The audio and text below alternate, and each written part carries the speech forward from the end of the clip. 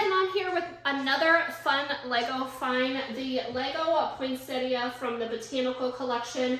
Now, these Botanical Collection, a majority of them are recommended for adults. My girls, 6 and 9, have been able to do some components of them, but they often need a little bit of help. So these are more complex builds, but I love them. The way they have put the pieces together is so unique. So on this poinsettia build, you can see here, the first part you actually build is this terracotta pot little stand for it, and then you build up from there. So with the botanical builds, what the creators have done is take Lego pieces from other builds and just really reimagine them to build these different florals, and it's really cool. So if you can see here, there's the big poinsettia, and then there's the small one, and even between just those two, even though they're the same flower type, they have built them completely differently. So these are built with these cool little triangle pieces.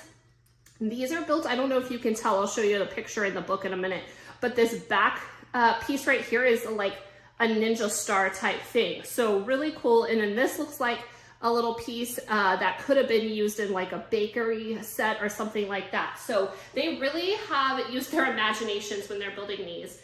So on this set, you have the base and the flowers, and I love that in the books for these botanicals, they give you information about what you're building, like the actual plant itself. So there's information on the poinsettia, but they don't stop there. They also give you information on the greenery pieces in there. And then in these builds, you can also see here that really cool piece that I was talking about.